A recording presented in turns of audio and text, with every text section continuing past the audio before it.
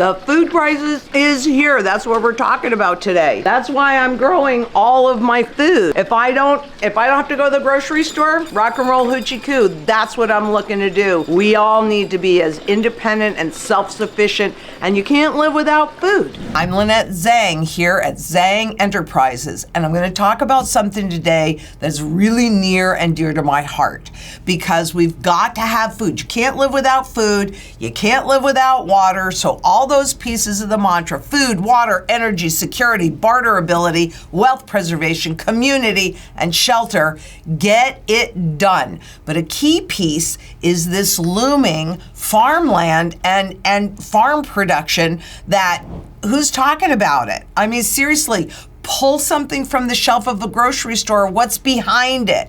This issue has not been solved. It is critically important that you come together in community and do something and make sure that you and your family can eat. And by the way, please give us a like on the way in, leave a comment, subscribe, join this community, and help us grow stronger. So let's just take a look at farmland, because farmland, the prices is really at all-time highs. And what does this really indicate? Is there a structural shift that's going on in the food cycle that we need to live with? Yep, there's the median pricing on farmland, $3,433 an acre. But where are we right now? We saw back in 78 when we were transitioning into a new currency system, right? 1971, Nixon took us off the gold standard. And where are we now? We're at the end of that whole phase and that whole cycle. We have to take heed, we have to believe what we see, and we need to take action. Procrastination will not serve you well in this current environment, because look at where we are. We're at the highest ever in history because we are inside of a currency life cycle transition. I'm going to, over time, show you all of these different trend cycles so you can see it yourself, but make no mistake about it. The food crisis is here. What are you doing about that? First, we're going to look at, as farmers age and the number of farms shrink, new growers struggle to get started in the agricultural industry. So much as we've seen issues around lower populations not having the ability to support the population that's already out there, the same thing is true in the food industry. We need farmers to grow our food. There were just over 1.9 million farms nationwide in 2022, down 315,000 over the last quarter century, and 7% in just the last 5 years. This is huge. This is going to get worse. We're seeing it evolve across the world. But in that same 5-year span, 20 million acres of farmland went out of production. That's almost 10% of the total. Just in Arizona, which obviously is where I live, the number of farms dropped by 2,376. That is a loss of 600,000 acres. You start to see the problem? First of all, our food has been degraded. The earth has been pulled up of all of its nutrition, and we've got to put that back in. But this is why I'm encouraging you so strongly. Do something. No matter where you live, even if you're in a high-rise apartment, you can still grow some of your own food. Still take sprouting seeds, keep them in the freezer. You rinse them off for 3 days, boom, you have live food. Doesn't take up much space. It's a very powerful impact, and I'm encouraging you to get into position to create your food security. It's critical because farmland and incomes are both shrinking. So New farmers are finding it much more challenging to get into this, especially with farmland up at nosebleed levels and the cost of production. Net farm income in 2024 forecast to be down 25%. Now look, the big corporations, those that are tied to Wall Street, hey, they can just go in and get money. They don't have to make money, as we saw with Amazon. They don't have to make money in order to survive. But the mom and pop farmers, those people that actually care about organics and sustaining the land so that it still continues to produce well into the future, that's what's on the decline, and that scares the crap out of me. Because the other part of it, speaking about Wall Street, heavily traded grain commodities face strong supply dynamics that have weakened price outlooks for the year. If you really think that you are seeing any level of good price discovery when you're looking at Wall Street, think again. It is a trading venue.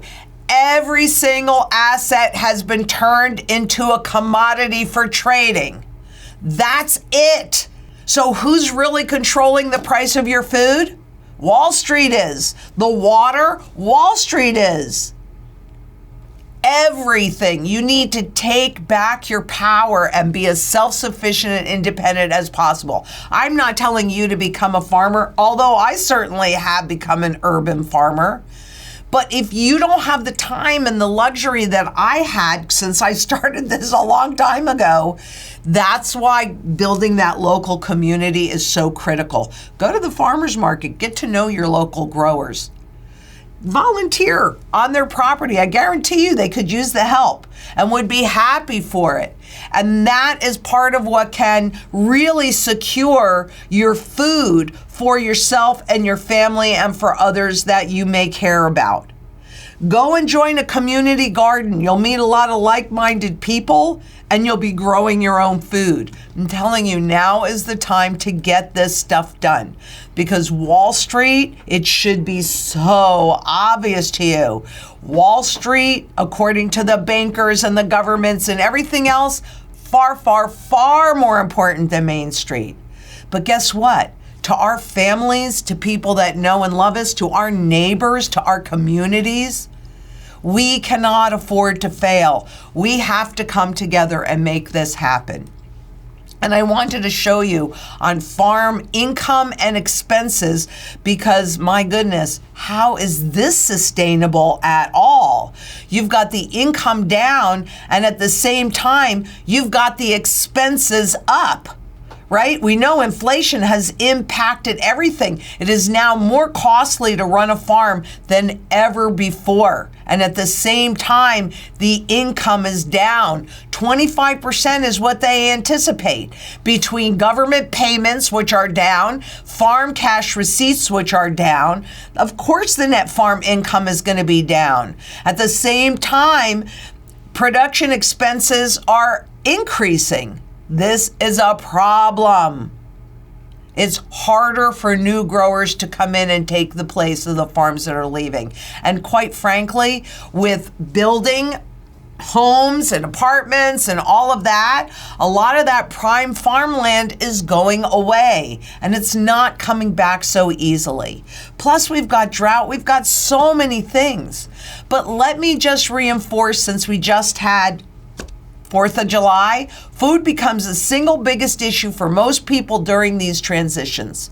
And I'm talking about the currency life cycle reset. So even between 22 and 24, if you were having a barbecue for 4th of July, the cost of that barbecue has gone up. Can you see this pattern? Can you see the pattern in gold, in spot gold, that closed at another new high? That's going to secure your ability to buy the food. But I'm telling you, because personally, I have lots of gold and I have lots of silver. It's all held off storage, but off-site storage, but I have that, and yet I also have my gardens, because 100% of the time food becomes the single biggest issue for people as we go through this reset. And you see the middle class being wiped out, and I'm sure that's pretty obvious to everybody what's been happening in that regard.